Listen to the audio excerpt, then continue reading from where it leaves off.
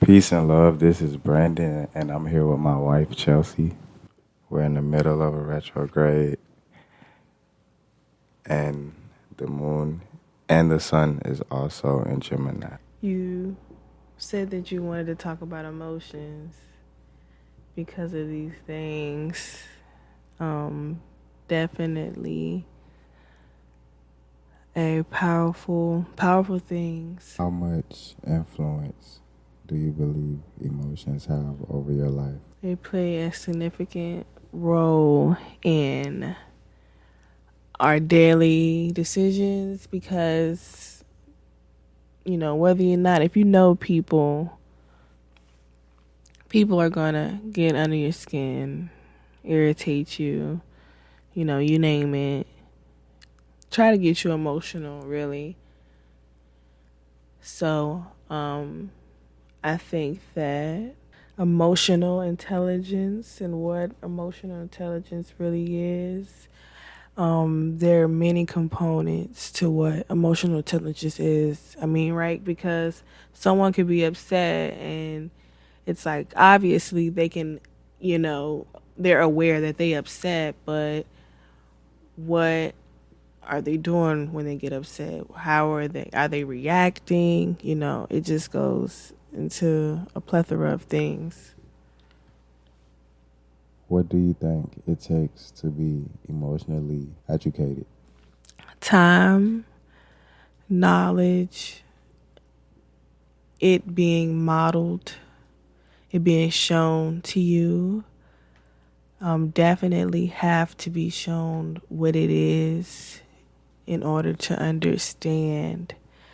You definitely have to it's a skill like many other things, and it's a muscle that you have to work. Emotions and intent go hand in hand, and depending on your emotional state determines the direction of your intentions.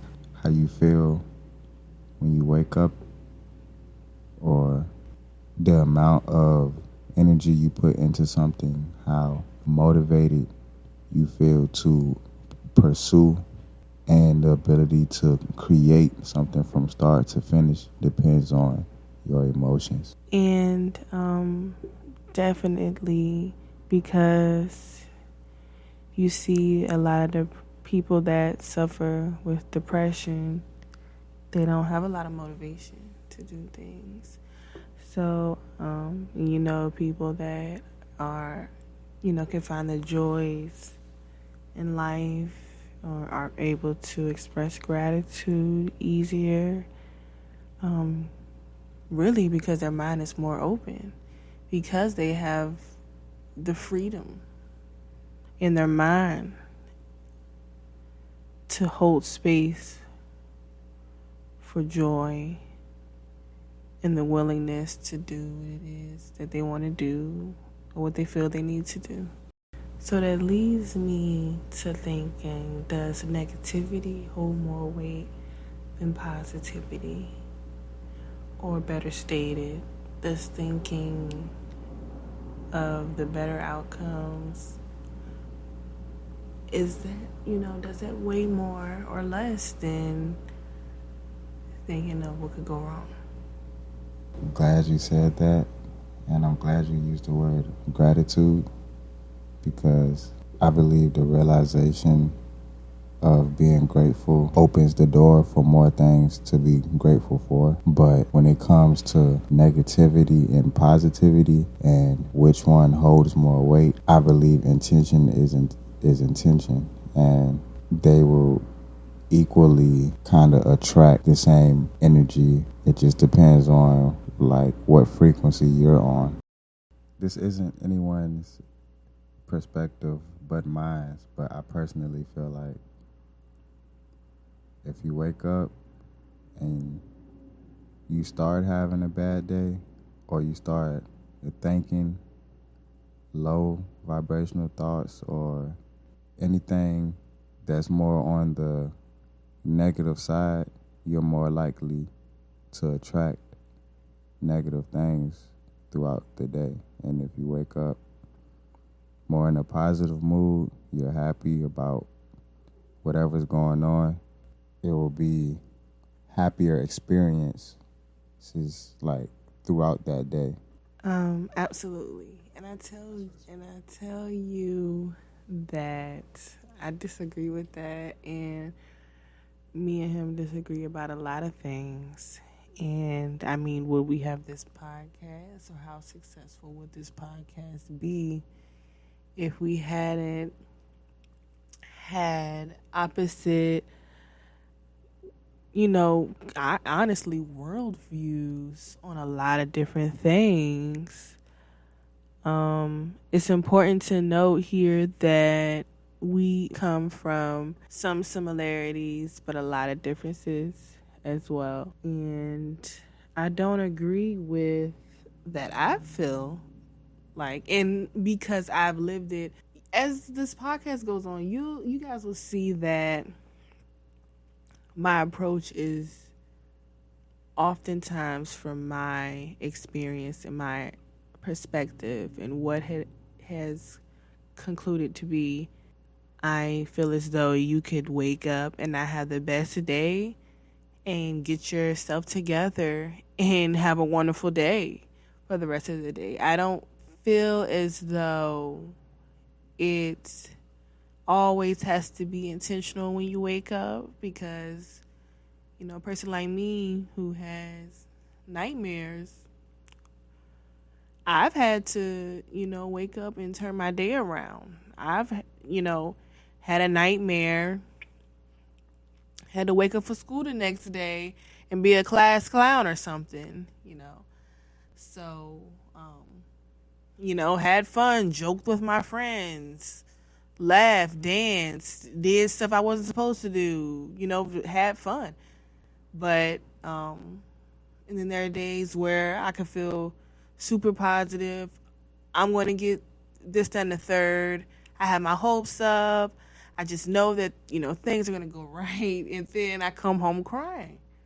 So that's my experience. And by having those experiences multiple times, not 1, 2, 3, 4, 5 times, I mean, throughout my life, multiple times, I can't sit here and say that I believe that, I have that same belief. And also going back to the what do you feel is heavier, negativity or positivity? I absolutely feel that negativity is more influencing, on top of being more heavy, more influencing than positivity. I believe that a lot of times people get stuck in what we want it to be, but in my reality, here at the Chelcy and Brandon podcast, you're going to hear us say my experiences, my belief. You don't have to go by what we say. We're going to emphasize that a lot. And that's just my experience on that. Right. So I wasn't implying that you were incapable of turning your day around just because you woke up and started to have a bad day. I was simply explaining how naturally we are magnetic beings.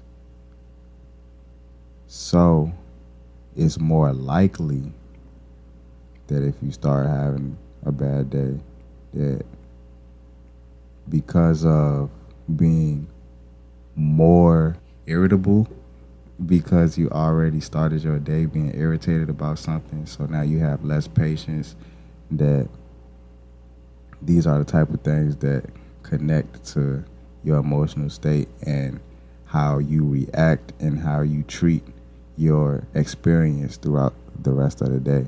And I do agree with you on negativity being more influential, strictly because I feel like it's just the easier thing to do. The more comfortable thing to do sometimes is the habitual thing to do.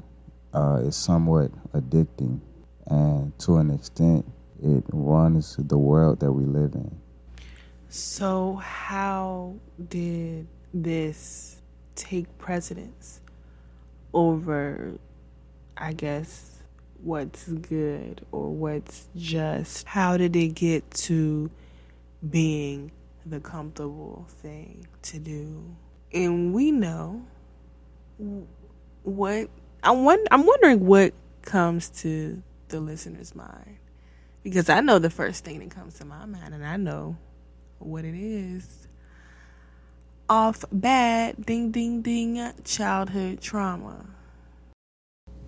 Childhood trauma is something that's so important in adulthood because if you do not heal from it, those traumatic things that happen in your childhood will carry on into adulthood in negative ways and come out as so many issues and different aspects of your life. And if you don't realize where they're coming from, you'll basically have blockages and remain stagnant in certain areas and basically never grow up. What do you think each of our biggest issues in marriage that you can gather from each of us as the biggest issues related to childhood trauma?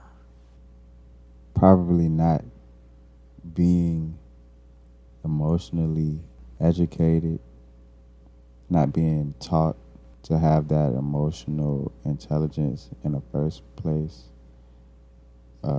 not having anyone set the example to know how to communicate in a healthy way, and in America in general, not having the experience to see anyone make it through and actually stick together. Growing up in my community, Black people, I couldn't tell you, I would say 70%, 80%. It was normal to see mom taking care of everything in the household, the woman taking care of everything in the household. So I don't know, coming from a single mom house, I don't know how my mom would even deal with conflict with a spouse or a partner. And I wasn't, when I was up close with, domestic partners, it wasn't always pretty. It wasn't always healthy environment. It wasn't always open line of communication. And if it was open line of communication, it was filled with disrespect, physical, emotional, verbal abuse, just, you name it. It was rare for me to see, if I did see. And it's unfortunate that even off the top of my head, not until adulthood that I did see proper lines of communication between partners, spouses, marriages. So that in itself, that sends a message that from youth we are not being brought up, even in two-parent households. A lot of two-parent households, the level of toxicity is high because the education wasn't there. And this happens so much in these environments that it's the normal, that to the point that relationships and marriage are looked down upon to a certain extent. Being a young man married, if if I tell other black men this my age or twice my age, the the reaction to this day still proves that it's looked down upon, or at least they feel like you got married already, you ruined your life already.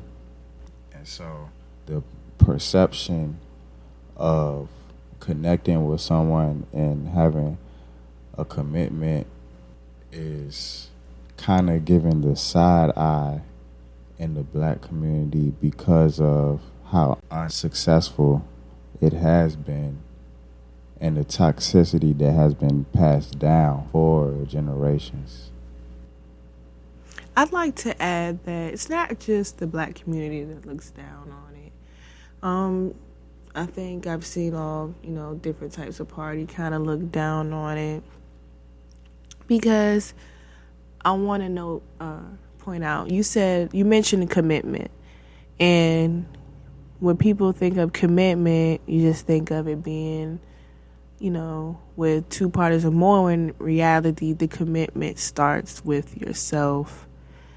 You have to first show commitment to yourself, commitment to opening yourself up to growing, to learning, to unlearning, programming, positive, habits full of productivity, eliminating negative thoughts, tendencies, habits, making a commitment to dive into yourself, into your mind, your heart, and your soul, into your being, to your essence, and tackling what it is that you really don't like or that you have such a hard time with accepting.